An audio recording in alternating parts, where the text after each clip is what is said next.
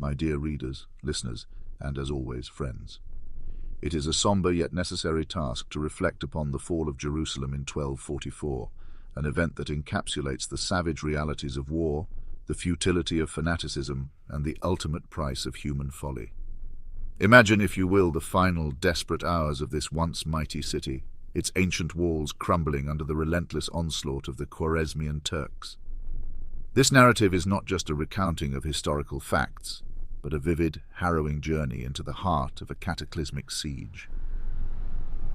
As dawn broke over the city, the inhabitants of Jerusalem awoke to the sight of an encircling horde.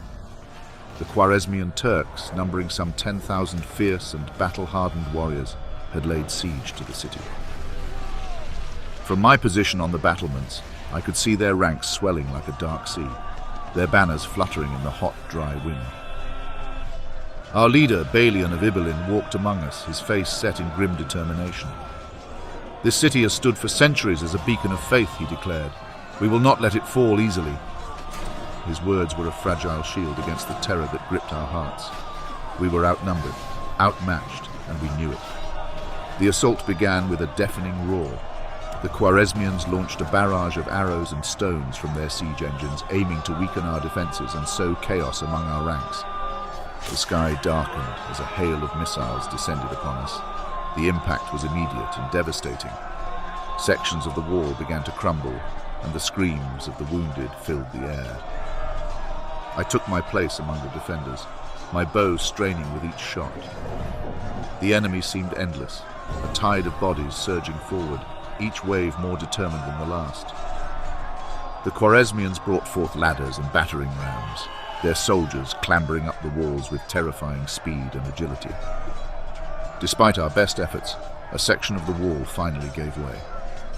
With a thunderous crash, stones tumbled to the ground, and the Khwarezmian forces poured through the breach. The defenders were quickly overwhelmed. I saw men cut down where they stood, their bodies trampled by the relentless advance of the enemy. The battle spilled into the streets of Jerusalem. It was chaos, pure, unadulterated chaos. The narrow alleys and broad avenues of the city became a labyrinth of death. I found myself fighting side by side with fellow soldiers and citizens, each of us driven by a desperate need to survive and protect what remained of our home. As the enemy surged through the city, I witnessed unspeakable horrors.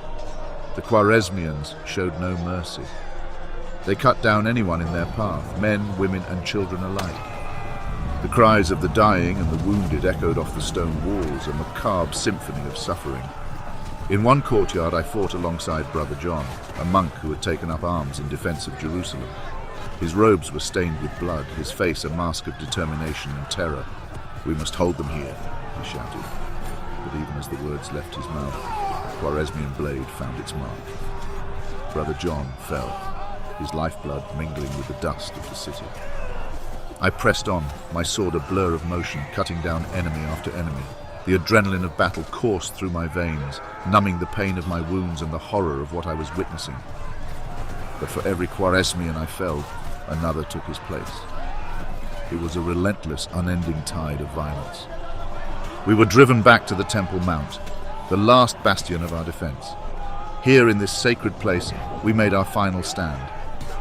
The Khwarezmians pressed in from all sides, their numbers overwhelming. The air was thick with smoke and the stench of death. In the shadow of the Church of the Holy Sepulchre, we formed a desperate circle, our backs to one another, fighting off the enemy with every ounce of strength we had left. The ground was slick with blood, the bodies of the fallen forming a gruesome barricade. As the sun climbed higher, the heat of the day added to our misery. Sweat and blood mingled on my skin, and my arms ached from the unceasing combat. I saw comrades fall around me, their faces frozen in masks of agony and fear. Each death was a blow to our morale, but we fought on, driven by a fierce, desperate hope that somehow we might still prevail. In the midst of the chaos, a Khwarezmian warrior charged at me, his eyes wild with bloodlust. I parried his blow and drove my sword into his gut, feeling the hot spray of his blood on my face. He fell, but another took his place, and another. The enemy seemed endless, an unstoppable force of nature. A sharp pain pierced my side. I looked down to see a Khwarezmian spear embedded in my flesh. I fell to my knees, the world spinning around me. The sounds of battle grew distant, replaced by a dull roar in my ears. As I lay there, the sky above me darkened. I thought of my home, of the life I had left behind. I thought of Jerusalem, the city I had sworn to defend. The city was lost, and with it, our dreams of a holy kingdom. The fall of Jerusalem in 1244 stands as a stark, brutal testament to the relentless cycles of human history. It was not merely a clash of armies, but a profound tragedy underscored by the bitter irony of displaced and desperate men, the Khwarezmian Turks, who, having been uprooted and devastated by the Mongol invasions, now unleashed their fury upon another people. Their wrath was directed at Jerusalem, a city that had become a pawn in the endless power struggles of the medieval world. David Hume once remarked, "The Crusades, the most signal and most durable monument of human folly that has yet appeared in any age or nation." The siege and sack of Jerusalem in 1244 epitomized this folly. Here we had Christian defenders committed to the defense of their holy city, facing an onslaught from a group that, in another twist of fate, had become instruments of their own tragic history. The Khwarezmians, driven from their homeland, found themselves as aggressors, their actions fueled by a mix of desperation, vengeance, and the harsh realities of survival in a world torn apart by continuous conflict.